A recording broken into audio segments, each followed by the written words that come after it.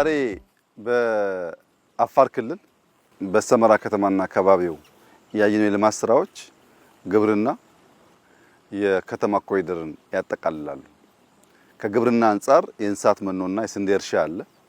ከፕሮሰሲንግ አንጻር የዳቦ ፋብሪካው፣ የዱቄት ፋብሪካውና የጨው ፋብሪካው አለ። የከተማ ኮሪደር ደግሞ በጣም ሰፋፊ መሰረተ ልማቶች የተሰሩበት ያለ ነው እና ገጠሩን ከከተማ የሚያሳስር የልማት ሀሳቦቻችንን አስተናስሎ ምናስበውን ብልጽግና የሚያስጨብጥ ጅማሮዎች አሉ። እነዚህ የመኖ እርሻዎች በ500 ሄክታር ገደማ የታረሰው አዲሱ የሳር ዝርያ ነው። አንዴ ከተዘራ በኋላ ለ3 ዓመት በየ45 ቀኑ ሃርቨስት የሚደረግ ነው። እዚህ አካባቢ ላይ አልፎ አልፎ የዝናብ እጥረት ሲያጋጥም በድርቅ ምክንያት ከብቶች እንዳይጎዱ አፋር አካባቢ፣ ሶማሊያ አካባቢ፣ ቦረና አካባቢ የጀመርነው አዲስ ልምምድ ነው። እንደ ከዚህ ቀደሙ ድርቅ መጥቶ ከብቶቻችን እንዳያልቁ የሚያግዝ ስራ ነው። አሁን ያየነው 500 ሄክታር ገደማ ነው። ከዚህ በላይ መስፋት ማደግ አለበት። ዝናብ ካለ እና ድርቅ ከሌለ ብዙ ላያስፈልግ ይችላል። ግን ድርቅ ያለበት በቂ ዝናብ ያለበት አካባቢ ደግሞ ካለ መኖን እየጫን ወስደን ለአርሶ አደሩ እስካሁን ባለው ሁኔታ በነፃ ነው የሚከፋፈለው። ይሄ ከመኖ አንፃር በጣም ጠቃሚ ነገር ነው። ቅድም ያየነው ደግሞ የስንዴ ምርት አለ። ከ1500 ሄክታር በላይ እንዲሁ በኢሪጌሽን የተሰራ ነው። በበጋ በዚህ ጊዜ አፋር ላይ በዚህ ሙቀት ስንዴ ማምረት እንግዲህ የሚታሰብ ታሪክ አልነበረም። ከዚህ ቀደም መኖም ቢሆን አምርተን አናቅም። መኖ አዲስ ታሪክ ነው። ስንዴ አዲስ ታሪክ ነው። እዚህ የምናመርተውን ስንዴ ደግሞ ቅድም ባየነው የቀዳማዊት እመቤት ኦፊስ በሚያሰራው የዳቦ ፋብሪካ በቀን 300 ሺህ ገደማ ዳቦ ያመርታሉ። እስከ 450 ኩንታል ገደማ ዱቄት ያመርታሉ።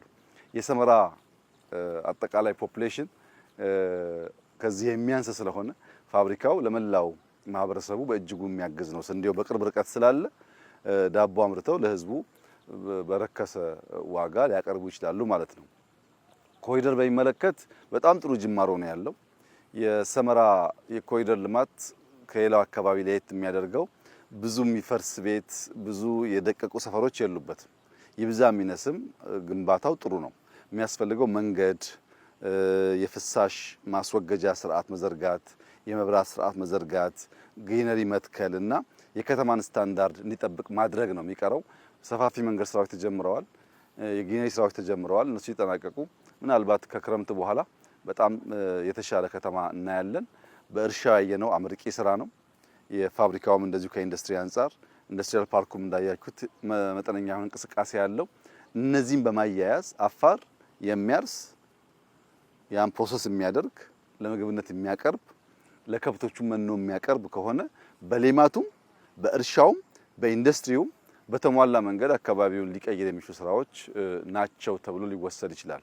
በእርግጥ አፋር ካለው ፖቴንሻል አንጻር የተሰራው ስራ በጣም ተጋኖ መታየት የለበትም። ከዚህ 10፣ 20፣ 30 እጥፍ ማደግ የሚያስችል ፖቴንሻል አለው። ሰፊ መሬት አለው። ውሃ እንደምታዩት እዚህም አለ፣ ዘማዶም ግድብ አለ። በደንብ መጠቀም ከቻል በእርሻ ረገድ ቢያንስ አፋር ራሱን ለመመገብና ለአካባቢ ሀገራት ኤክስፖርት ለማድረግ የሚያስችል ብቃት አለው። በማዕድን አፋር ይታወቃል። ሰፊ መሬት ስፋት ነው ያለው። ሽፋኑ በጣም ሰፊ ነው። ወደ እርሻነት ከተቀየር ነው እና ከተጠቀምንበት በጣም ለኢትዮጵያ እድገት ለኢትዮጵያ ብልጽግና በእጅጉ የሚጠቅም ከባቢ ሊሆን ይችላል ማለት ነው። ዋናው ነገር መትጋት፣ መስራት፣ አይን ገልጦ ማየት ያስፈልጋል። ውሃው ተኝቶ መሬት ተኝቶ መኖ የለም ማለት ኃጢአትም ጭምር ነው። አፈሩ እንደምታዩት ነው።